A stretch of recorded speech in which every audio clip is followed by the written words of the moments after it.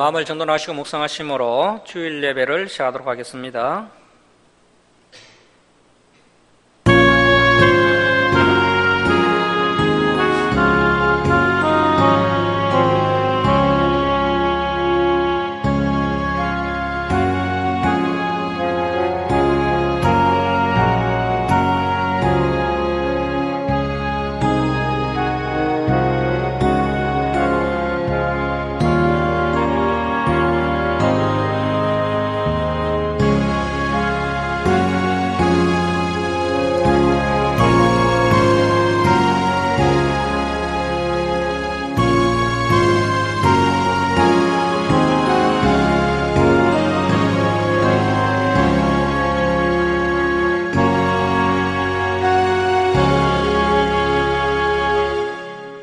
할렐루야. 여호와의 종들아 찬양하라. 여호와의 이름을 찬양하라. 해 돋는 데에서부터 해 지는 데까지 여호와의 이름이 찬양을 받으시리로다. 여호와는 모든 나라보다 높으시며 그의 영광은 하늘보다 높으시도다. 하나님은 영이시니 예배하는 자가 영과 진리로 예배할지니라. 아멘. 사랑의 하나님 아버지, 거룩한 주일 주님 전으로 불러주시고 하나님께 예배드릴 수 있도록 인도해 주시니 감사드립니다. 저희들이 온 우주 만물의 주인이신 창조주 하나님을 찬송하고 경배하오니 저희들의 예배를 기뻐 받아 주옵소서. 저희들이 하나님의 생명의 말씀을 통해 새 힘을 공급받는 귀한 은혜의 시간 되게 하여 주옵소서. 감사드리며 우리를 구원하여 주신 예수님의 이름으로 기도드립니다. 아멘. 일어서셔서 28장 찬송 드리겠습니다.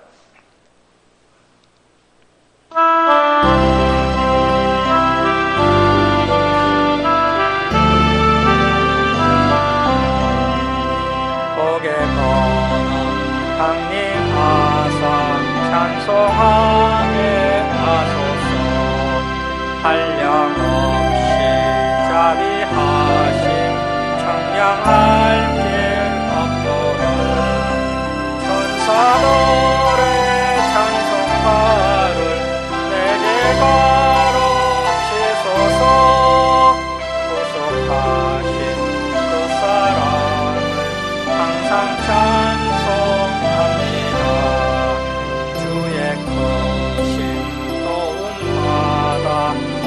이때까지 왔으니 이와 같이 천국에도 이루기를 바라네. 하나님의 품을 떠나 죄에 빠진 우리를 예수 구원하시려고 보혈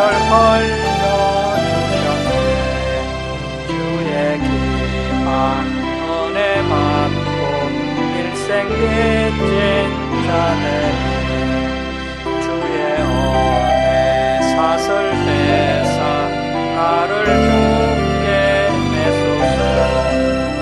우리 마음은 연약하여 범죄하기 쉬우니 하나님 받으시고 천국에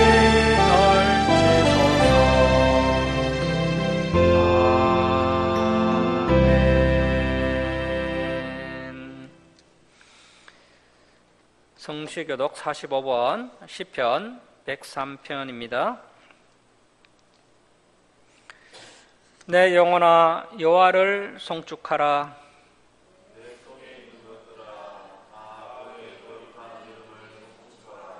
내 영혼아 여호와를 송축하며 그의 모든 은택을 잊지 말지어다.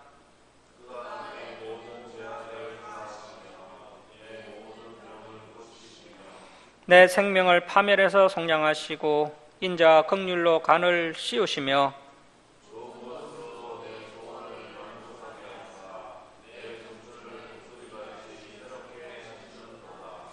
여호와는 긍휼이 많으시고 은혜로우시며 노하기를 더디하시고 인자하심이 풍부하시도다.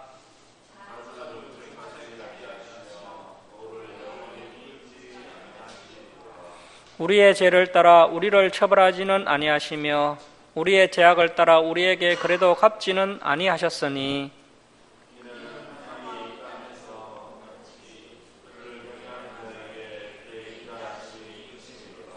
동이 서에서 먼 것 같이 우리의 죄가를 우리에게서 멀리 옮기셨으며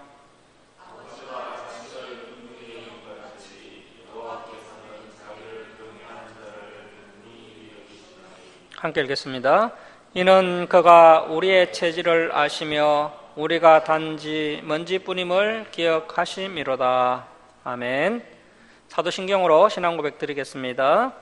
나는 전능하신 아버지 하나님 천지의 창조주를 믿습니다. 나는 그의 유일하신 아들 우리 주 예수 그리스도를 믿습니다. 그는 성령으로 잉태되어 동정녀 마리아에게 나시고 본디오 빌라도에게 고난을 받아 십자가에 못 박혀 죽으시고 장사된 지 사흘 만에 죽은 자 가운데서 다시 살아나셨으며 하늘에 오르시어 전능하신 아버지 하나님 우편에 앉아 계시다가 거기로부터 살아있는 자와 죽은 자를 심판하러 오십니다. 나는 성령을 믿으며 거룩한 공교회와 성도의 교제와 죄를 용서받는 것과 몸의 부활과 영생을 믿습니다. 아멘. 성경 말씀은 이사야 62장 4절에서 7절입니다. 우리 교독하겠습니다. 다시는 너를 버림받은 자라 부르지 아니하며 다시는 내 땅을 항무지라 부르지 아니하고 오직 너를 헤시바라 하며 내 땅을 뷸라라 하리니 이는 여호와께서 너를 기뻐하실 것이며 내 땅이 결혼한 것처럼 될 것임이라.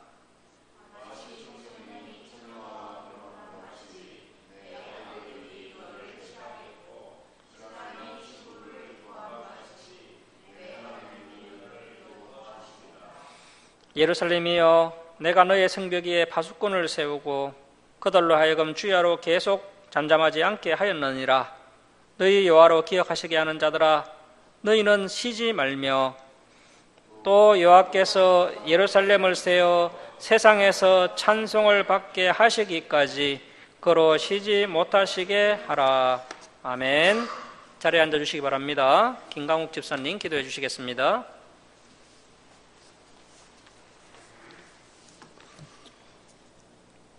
기도하시겠습니다.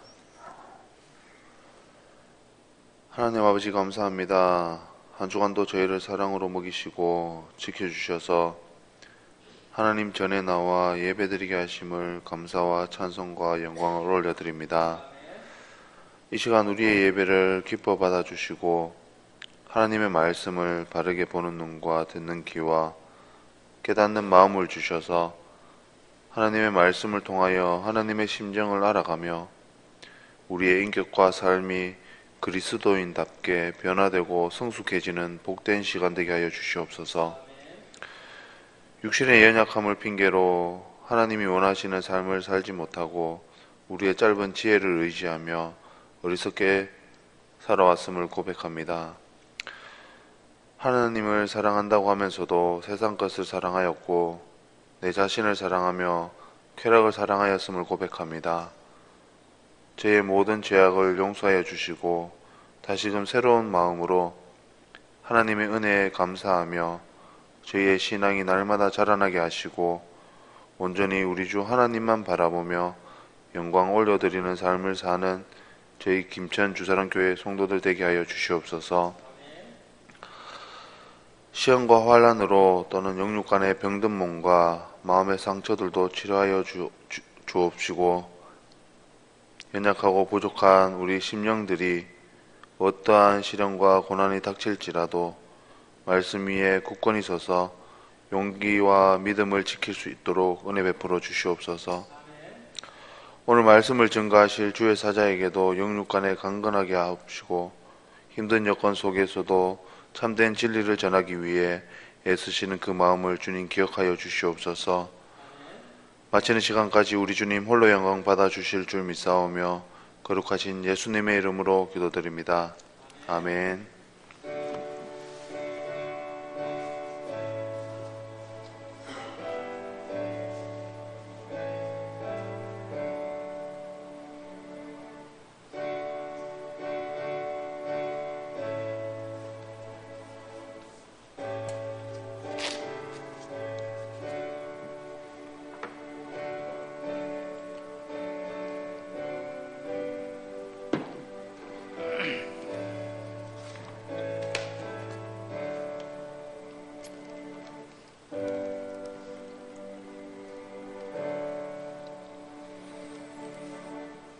272장 찬송 드리겠습니다.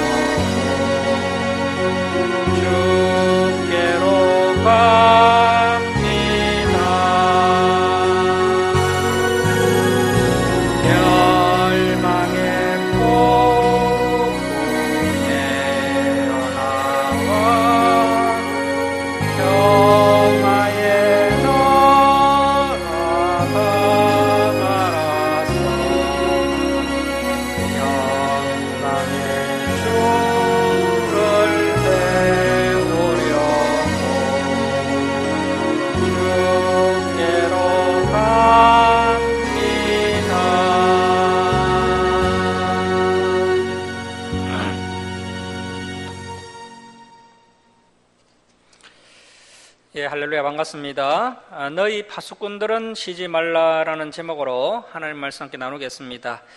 오늘은 이사야 61장과 62장을 살펴보겠습니다.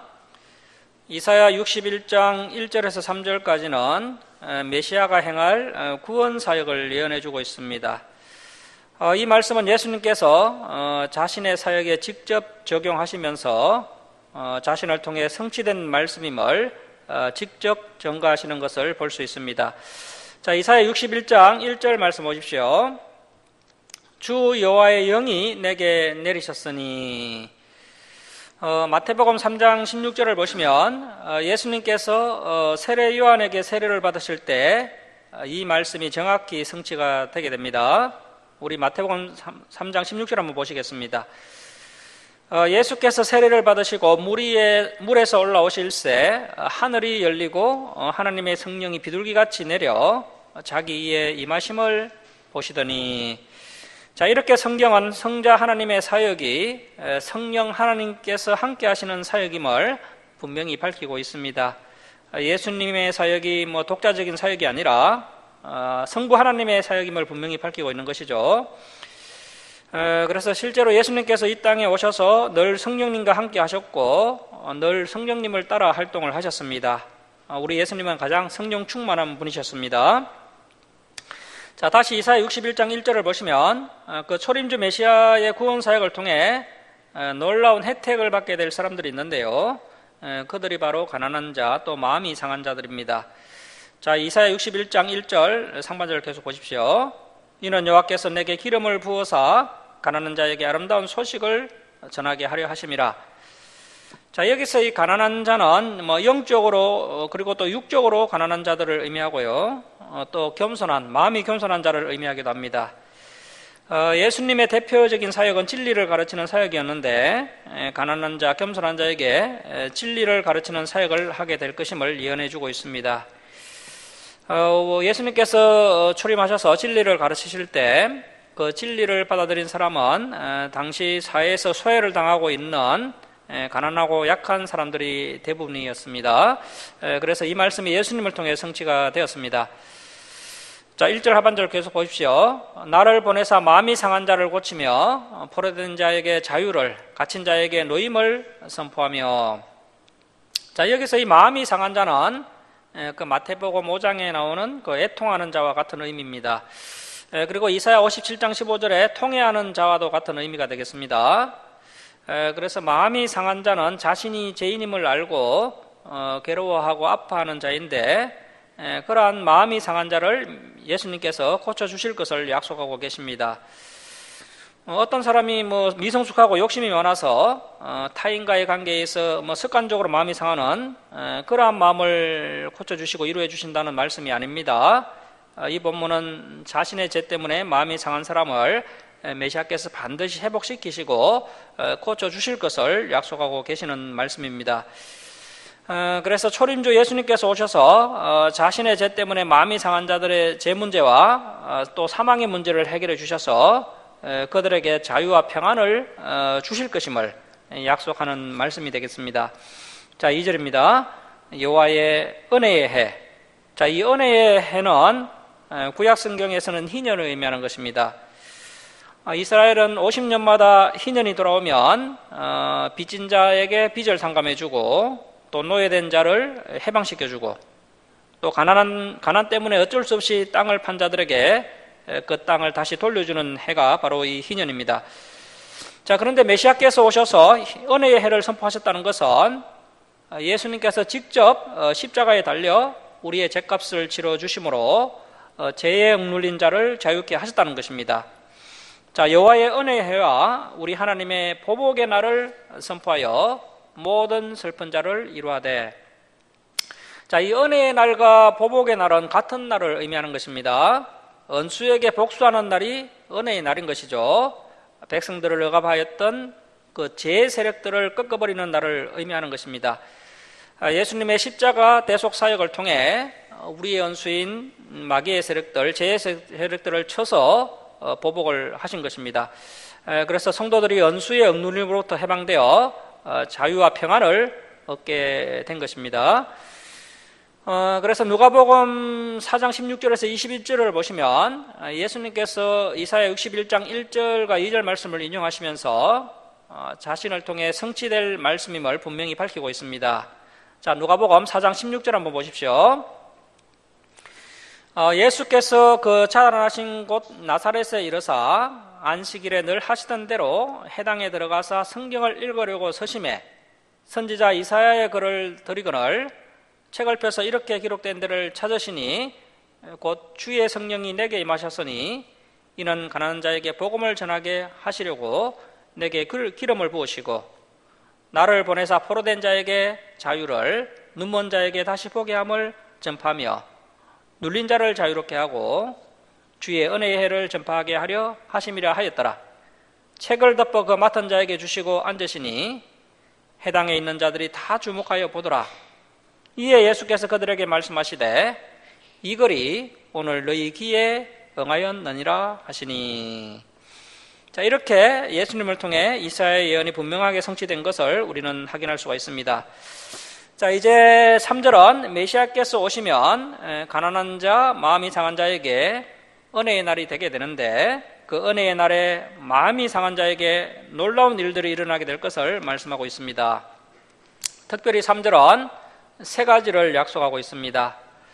영광이 절망을 대신하게 될 것이고 기쁨이 슬픔을 대신하게 될 것이며 찬송이 근심을 대신하게 될 것을 약속해 주고 있습니다. 자, 3절 말씀 보십시오. 무릇 시온에서 슬퍼하는 자에게 하간을 주어 그 죄를 대신하며. 자, 그래서 영광의 하간을 주어 절망의 죄를 대신하게 합니다. 메시아께서 마음이 상한 자에게 영광이 절망을 대신하게 하십니다. 또한 기쁨의 기름으로 그 슬픔을 대신하며 찬송의 옷으로 그 근심을 대신하시고 그들이 의의 나무 곧 여호와께서 심으신 그 영광을 나타낼 자라 일컬음을 받게 하려 하심이라. 자, 이렇게 3절은 메시아를 통해 가난한 자, 마음이 상한 자들이 고침을 받아 영광스러운 하간을 쓰고 기쁨과 찬송의 삶으로 회복되게 될 것을 말씀해 주고 있습니다. 자, 그리고 의의 나무는 회복된 하나님의 백성의 모습을 상징합니다. 의의 열매가 가득한 울창한 나무인 것이죠. 자, 그래서 영광을 나타낼 자가 바로 의의 열매가 가득한 울창한 나무, 즉 회복된 성도들입니다. 그래서 메시아의 사역을 통해 가난한 자와 또 자신의 죄로 인해 아파하는 자들에게 놀라운 회복 그리고 갈목할 만한 그런 변화가 일어나게 될 것을 약속해 주고 있습니다.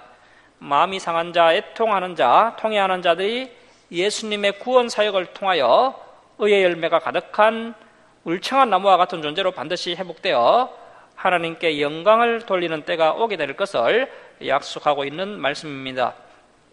자, 이제 61장 4절에서 62장까지는 이스라엘의 회복을 예언해 주고 있고요. 이것은 또 오늘날 우리 교회의 어떤 부흥과 또 앞으로 또 더 나아가서 영원한 하나님 나라가 돌아가게 될 것을 예언해 주는 그런 말씀이 되겠습니다. 자, 4절 말씀 보십시오.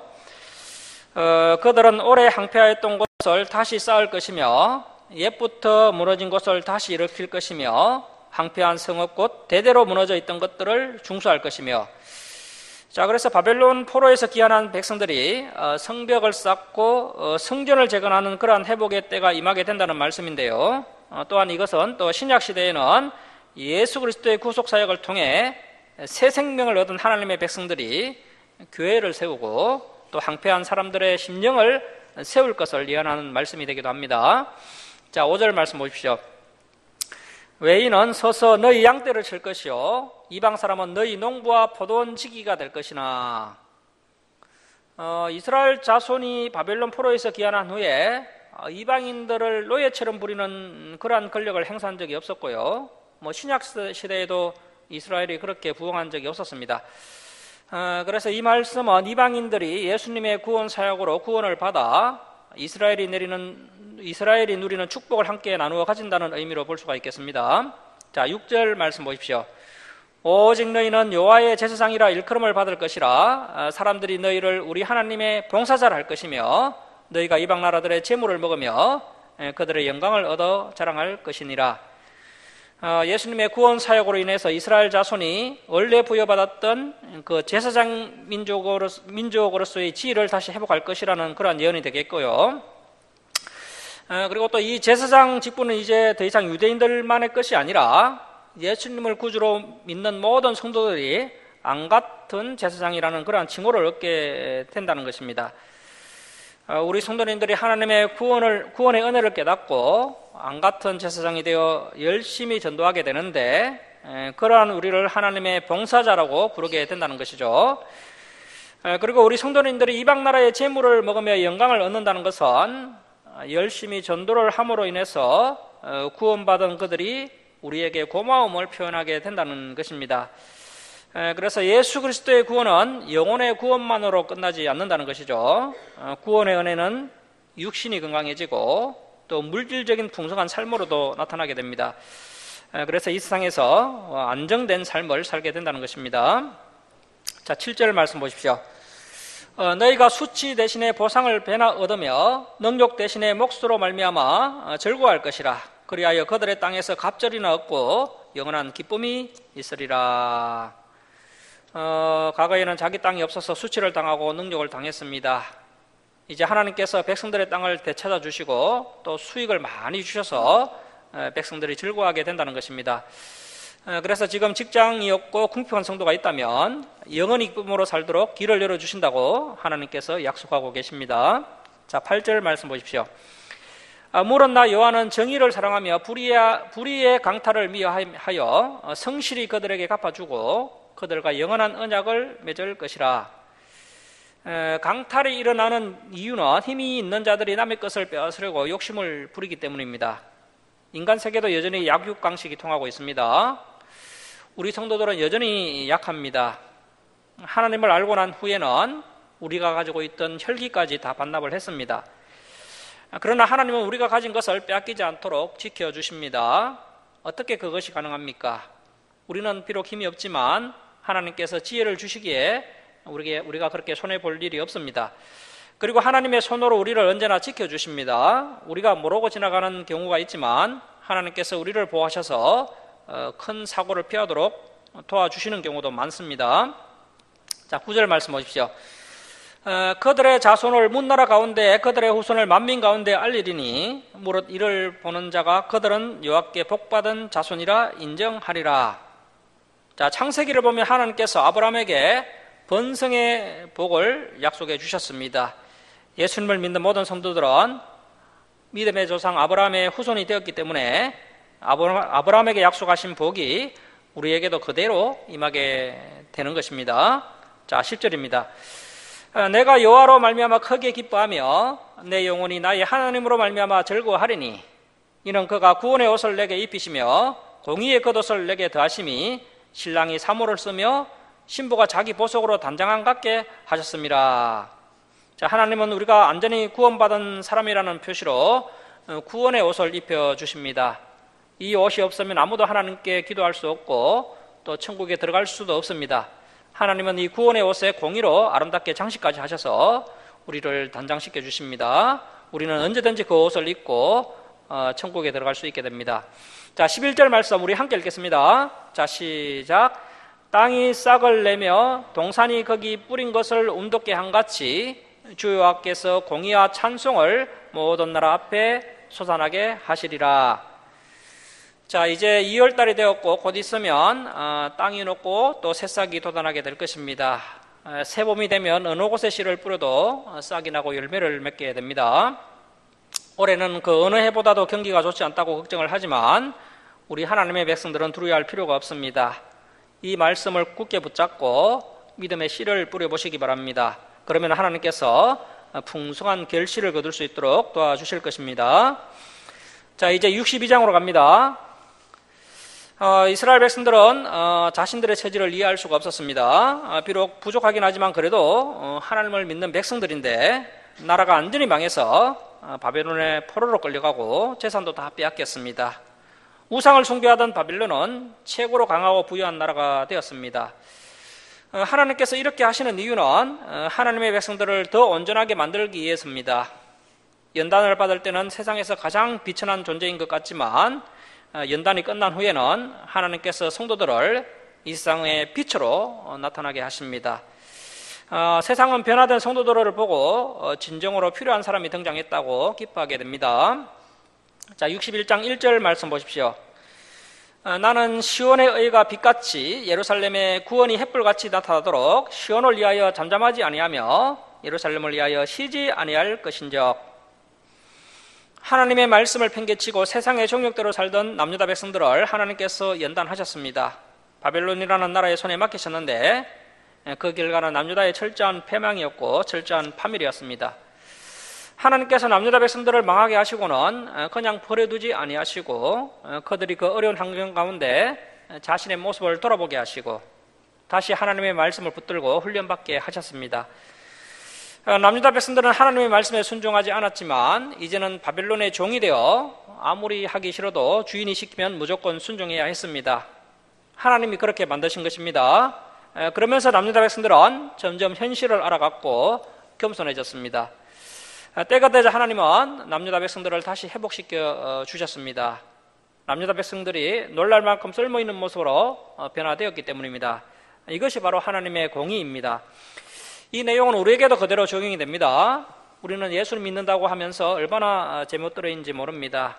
자기 뜻대로 되지 않는다고 화를 내거나 다른 사람과 다툽니다.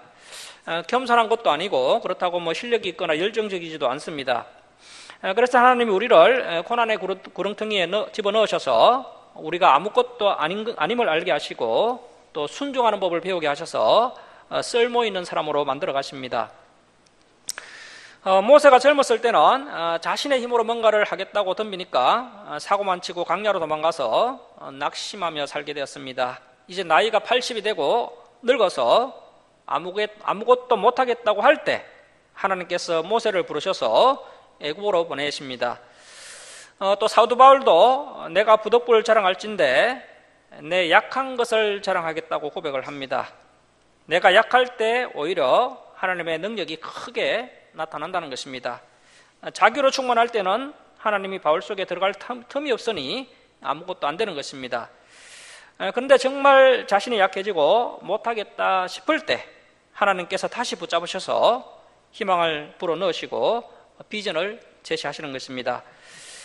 우리 성도님들도 이제는 못하겠다고 할 때 그때가 바로 하나님께서 일하실 때이니까 낙심하지 말고 포기하지 마시기 바랍니다. 우리가 앞발 뒷발 다 들고 포기하고 싶은 그때 하나님께서 일하시기 시작하십니다. 자, 그리고 여기에 그 시온의 의는 실제로 하나님의 백성이 겸손하고 깨끗하면서 또 실력이 있게 되는 것을 뜻합니다. 하나님은 구원의 햇불을 드셔서 그 사람을 높이 드시고 그를 귀하게 사용하십니다. 칠흑같이 어두운 밤에 환한 햇불이 타오른다면 멀리서도 그 불을 볼 수가 있습니다. 하나님은 이렇게 되기까지 잠시도 잠잠하지 아니하시며 또 쉬지도 아니하시겠다고 약속하십니다. 우리는 하나님의 말씀을 들을 때 조금만 듣고 중단하면 안 됩니다. 끊임없이 무한히 들어서 우리 안에 있는 모나고 못된 부분들이 전부 깎여 나가게 해야 합니다. 하나님은 우리를 철저히 훈련시키셔서 때가 되면 귀하게 사용을 하십니다. 그래서 하나님의 백성은 반드시 훈련받을 각오를 해야 합니다. 자, 2절 말씀 보십시오. 이방 나라들이 내 공의를 무당이 다 내 영광을 볼 것이요 너는 여호와의 입으로 정하실 새 이름으로 일컬음이 될 것이며 너는 또 여호와의 손의 아름다운 간 내 하나님의 손의 안간이 될 것이라. 남유다 백성이 한번 훈련을 받고 나니 얼마나 변화되었던지 이방 나라들이 다 보고 놀라고 무당이 그 지혜와 실력에 감탄을 합니다. 우리는 예수님을 믿고 어렵다 함을 받았지만 실제로는 믿지 않는 사람들과 별반 다르지 않을 때가 많습니다. 거짓말도 잘하고 화도 잘 내고 또 이기적으로 행동하기도 합니다. 그래서 우리가 예수 믿는다고 밝히면 남들이 고개를 갸우뚱하거나 또 몹시 놀라기도 합니다. 그런 일들이 싫고 또 하나님의 영광을 가리는 것이 싫어서 아예 예수 믿는 티를 내지 않기도 합니다. 자, 그러나 하나님이 우리를 연단하시면 우리는 진실로 거룩해집니다. 하나님께서 우리에게 새 이름을 지어주십니다. 새로운 정체성과 새로운 인생을 주신다는 뜻입니다. 여호와의 손에 아름다운 간은 하나님이 만드신 간이라는 뜻입니다. 우리의 인생은 하나님이 직접 그 손으로 만들어주신 안간입니다. 하나님은 이 간을 우리에게 씌워주시고 하나님의 영광을 위해 살게 하십니다. 자, 4절 말씀 보십시오. 다시는 너를 버림받은 자라 부르지 아니하며 다시는 내 땅을 항무지라 부르지 아니하고 오직 너를 헵시바라 하며 내 땅을 뷸라라 하리니 이런 여호와께서 너를 기뻐하실 것이며 내 땅이 결혼한 것처럼 될 것임이라. 남유다 백성이 포로로 잡혀간 후에 예루살렘은 버려진 폐허가 되었습니다. 부서진 건물 잔해들과 쓰레기들밖에 없었습니다. 거기에 흙이 덮이고 잡초가 자라고 나뭇가지 무성하게 자라나서 도무지 사람이 살 수 없는 곳이 되었습니다. 그러나 하나님은 포로된 자들이 돌아오는 것을 통해서 예루살렘이 가장 아름다운 곳으로 변하게 해주십니다. 여기에 버림받은 자라는 표현은 예루살렘이 멸망당한 후에 철저하게 버려진 땅이 된 것을 의미합니다. 왜 버려진 땅이 되고 항무지가 되었습니까? 예루살렘에 하나님의 말씀이 사라졌고 성령의 역사가 중단되었기 때문에 예루살렘은 버려질 수밖에 없었던 것입니다. 그동안 예루살렘이 번창하고 사람들이 많이 몰렸던 이유는 그곳에 하나님의 말씀이 있었고 성령의 역사가 있었기 때문입니다. 남유다 백성은 교만해져서 하나님의 말씀을 버렸습니다. 성령의 역사가 중단되고도 계속 잘 살 줄 알았지만 그만 힘을 다 잃어버리고 말았습니다. 바벨론의 눈에도 예루살렘이 가치 없어 보이니 결국 폐허로 버려지고 말았던 것입니다. 남유다 백성이 바벨론에서 하나님의 말씀의 가치를 깨닫자 거기서 부흥이 일어났습니다. 곧 바벨론에서 풀려나 예루살렘으로 다시 돌아와서 하나님의 성전을 재건하게 되었습니다. 하나님은 아직 남유다 백성들이 예루살렘에 도착도 하지 않았는데 이미 하나님의 복이 임하여 그 땅이 아름답게 변하게 될 것이라고 약속하십니다. 그 새 이름이 헵시바와 뷸라입니다. 헵시바라는 이름은 히사기야 때 그 앙비의 이름이기도 합니다. 그 헵시바의 뜻은 내 기쁨이 너에게 있다라는 뜻입니다. 아마도 앙비를 무척 사랑한 히스기야가 그렇게 불렀던 것 같습니다. 앙비라는 지 자체로도 참으로 존귀한데 앙이 그토록 사랑해준다면 앙비는 얼마나 행복하겠습니까? 그리고 뷸라는 결혼한 자라는 의미입니다. 이제 막 결혼했다는 것입니다. 이제 막 결혼한 신혼부부는 혼자 사는 사람과는 다릅니다. 이들은 서로 의지하며 아름다운 장래를 꿈꿉니다. 비록 지금은 가난하고 직책이 낮을지라도 꿈이 있고 미래가 있기에 두렵지가 않습니다. 아기가 생긴다면 더욱더 행복해지게 될 것입니다. 제대로 훈련받아서 하나님의 손에 의해 면류관으로 만들어진 자들은 하나님의 기쁨이 됩니다. 하나님께서 그들을 가장 아끼시고 사랑하십니다. 하나님과 그들 사이에는 마치 신혼의 기쁨이 넘치게 됩니다. 자, 5절 말씀 보십시오. 마치 청년이 처녀와 결혼한 같이 내 아들들이 너를 취하겠고 신랑이 신부를 기뻐한 같이 내 하나님이 너를 기뻐하시리라. 뷸라는 서로 관심이 없는 늙은 부부의 사랑이 아닙니다. 청년이 처녀와 결혼한 것 같다고 말씀합니다. 신혼여행에서 막 돌아온 젊은 신부부는 마치 아침 이슬 같습니다. 예루살렘이 뷸라의 땅이 된다는 의미는 이곳에 하나님의 은혜가 회복되고 성령의 능력이 임해서 모든 사람들이 새 신랑과 새 신부처럼 아름답게 변한다는 뜻입니다. 누구든지 그곳에 머무르면 신랑 신부가 됩니다. 그 이유가 무엇입니까? 하나님의 성령이 우리를 안전한 새 사람으로 변화시키시기 때문입니다. 이 뷸라의 땅은 오늘날 신약 시대의 성도들을 의미합니다. 교회 안에는 신랑 신부만 오는 것이 아니라 노인들도 있고 아이들도 있고 또 장년들도 있습니다. 그러나 우리가 하나님의 은혜를 받으면 모두 새 신랑 새 신부가 됩니다. 연령을 초월하여 하나님과의 신혼을 경험하게 되는 것입니다. 처음 교회에 나올 때 어떤 성도들은 안전히 탈진해서 오기도 하고요. 또 험한 세상에서 방황하고 죄를 짓고 상처받아서 또 만신창이의 모습으로 오기도 합니다. 사랑을 잃어버렸고 배신당했으며 또 부모에게 버림받은 사람들도 있습니다. 또 사업에도 실패했고 결혼에도 실패했으며 아무도 받아주지 않는 그러한 인생들도 있습니다. 그런데 교회에 와서 하나님의 말씀을 듣는 중에 하나님이 불러주십니다. 나의 헵시바야, 내 기쁨이 오직 너에게 있단다. 이 세상의 헛된 영광을 쫓다가 낙심하고 절망해서 하나님을 찾아왔더니 하나님이 그동안 끈질기게 나를 기다리고 계셨고 나에게 대하여 꿈을 꾸고 계셨다고 말씀하고 계십니다. 그때 하나님은 내가 있는 그곳을 뷸라의 땅으로 변하게 해 주십니다. 즉 내 모든 생활이 신혼집으로 변하게 되는 것입니다. 새 집으로 이사가면 벽지도 새로 바르고 커튼도 예쁘게 바꾸어 달고 가전제품도 새 것으로 바꾸듯이 하나님은 이전과는 달리 내 삶을 아름답게 바꾸어 주십니다. 진정으로 부흥의 역사가 일어나는 곳은 하나님의 말씀이 있고 또 성령의 역사가 나타나는 곳입니다. 그곳이 가장 아름다운 뷸라의 땅입니다. 이 세상에 좋은 직장이나 높은 자리가 아닙니다. 돈을 많이 버는 사업장이 아닙니다. 하나님의 말씀이 있는 그곳이 바로 뷸라의 땅인 것입니다. 자, 6절 말씀 보십시오. 예루살렘이여, 내가 너희의 성벽 위에 파수꾼을 세우고 그들로 하여금 주야로 계속 잠잠하지 않게 하였느니라. 너희 여호와로 기억하시게 하는 자들아, 너희는 쉬지 말며. 하나님은 새로 세워질 예루살렘 성벽 위에 파수꾼을 세우십니다. 이 파수꾼은 주야로 쉬지 않고 외칩니다.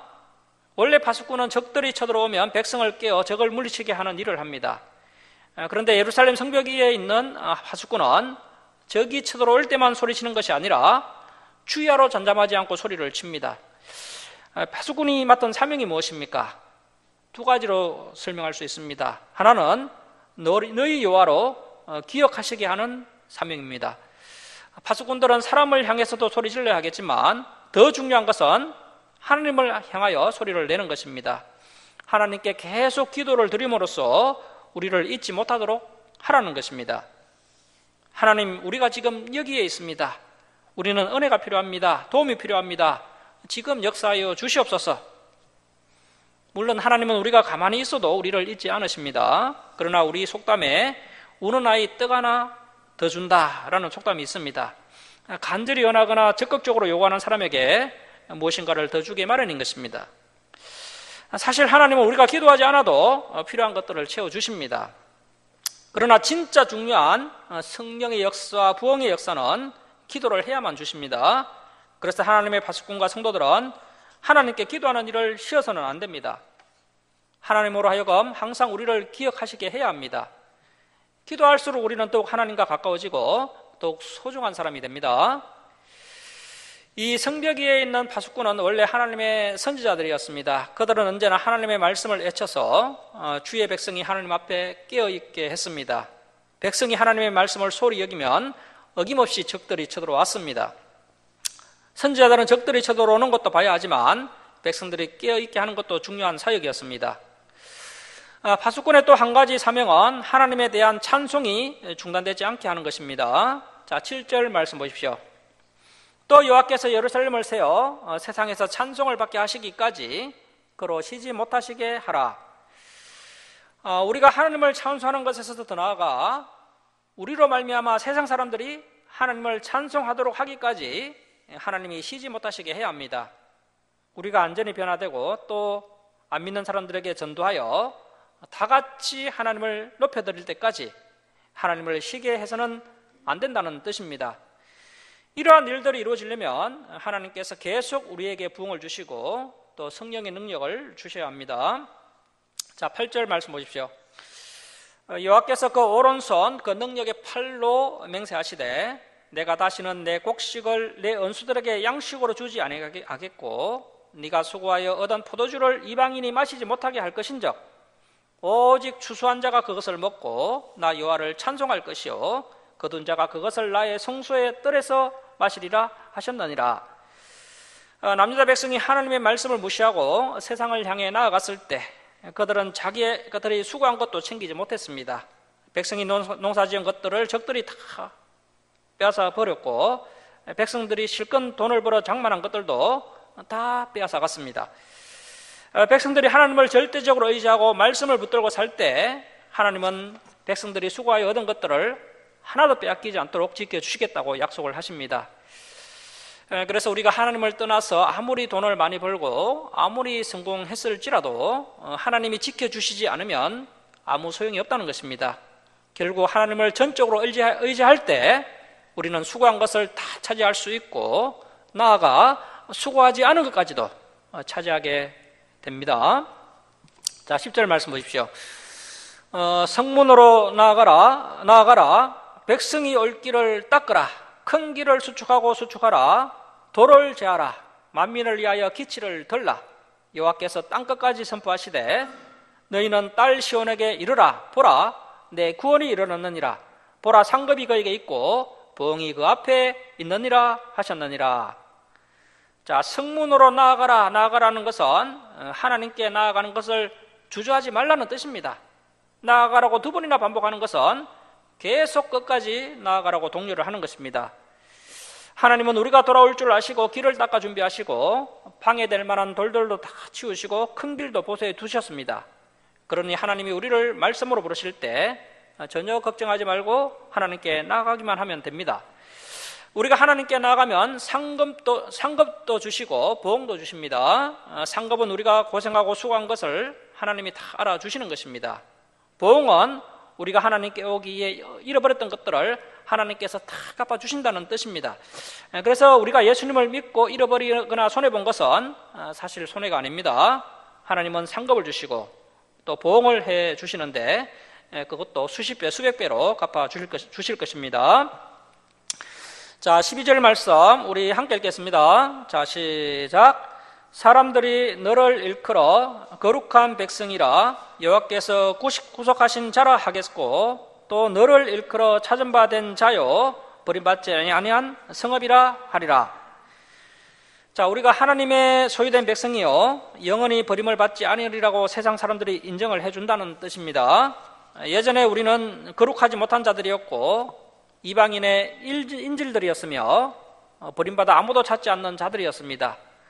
아무 소망이 없었는데 하나님이 우리를 찾아내셨고 우리를 건져주셨으며 하나님의 거룩한 자로 만들어주셨습니다. 자, 말씀을 마치겠습니다. 사랑하는 성도 여러분, 예수님의 은혜로 우리가 지금 있는 이곳이 뷸라의 땅이 되었습니다. 우리는 하나님의 진리를 먼저 깨달은 파수꾼들입니다. 그러므로 하나님이 쉬지 못하시도록 잠잠하지 말고 주야로 기도함으로 하나님의 은혜가 회복되고 또 성령의 능력이 임하는 우리 김천주 수랑교와 또 저와 여러분이 다 되시길 주님의 이름으로 축원합니다. 자, 기도하겠습니다. 사랑의 하나님 아버지, 이사야 61장과 62장 말씀을 통해 하나님의 귀한 뜻을 알게 하시니 감사드립니다. 이사야가 예언한 대로 예수님께서 십자가 대속사역을 통해 우리의 원수인 죄의 세력들을 쳐서 보복해 주시고 원수의 억눌림으로부터 해방되어서 자유와 평안을 얻게 하시니 감사드립니다. 하나님 아버지, 가장 절망적일 그때가 하나님께서 일하실 때임을 믿고 더욱더 하나님을 의지하며 말씀을 굳게 붙들고 믿음의 길로 나아가는 성도들 되기를 소원합니다. 하나님 아버지, 저희들은 하나님의 진리를 먼저 깨달은 파수꾼임을 믿고 하나님이 쉬지 못하시도록 잠잠하지 말고 주야로 기도하는 성도들이 되게 하여 주옵소서. 하나님 아버지, 김천주 사랑교회가 하나님의 은혜가 회복되고 또 성령의 능력이 임하여서 우리 주사랑교회 모든 성도들이 새 신랑과 새 신부처럼 아름답게 변화되게 하여 주옵소서. 저희들로 하여금 안 믿는 사람들이 하나님을 믿고 하나님을 찬송하게 하는 존귀한 하나님의 백성들이 되게 하여 주옵소서. 감사드리며 우리를 구원하여 주신 예수님의 이름으로 기도드립니다. 아멘. 280장 찬송 드리고 봉헌 드리겠습니다.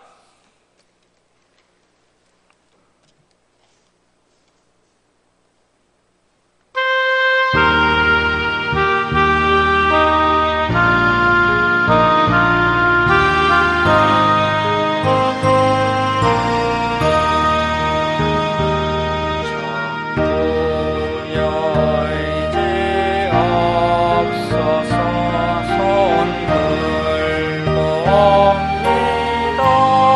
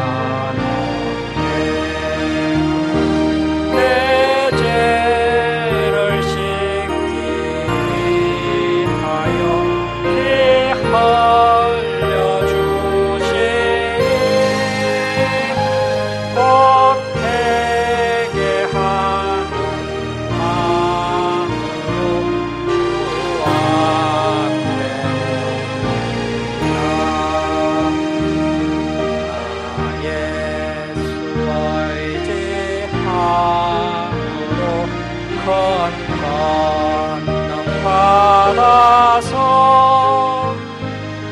주님께 구한 모든 것들 얻겠습니다. 내 죄를 씻기 하여 피 흘려주시니 곧 회개하는 마음으로 주 앞에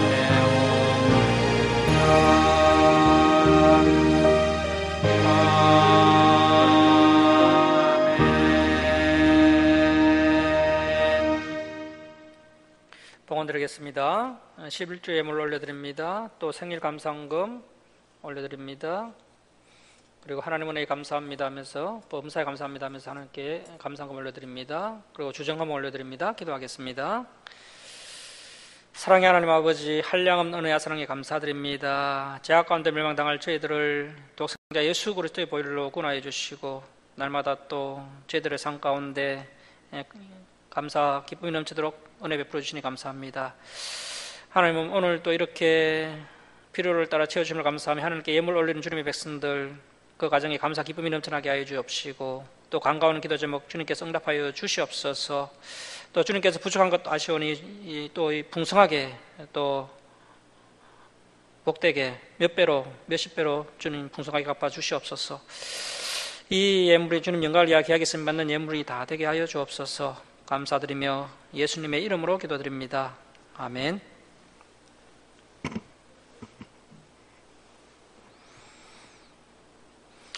예, 교회 소식 전하겠습니다. 오늘 우리 주사랑교회 예배 참석하신 우리 성도님들 주님의 이름으로 축복하고 환영합니다. 1층 식당 식사 차가 준비되어 있으니 드시고 돌아가시기 바랍니다. 우리 김동욱 집사님이 그 독감에 걸리셨다고 어제 전화가 왔던데요. 잘 빨리 회복되도록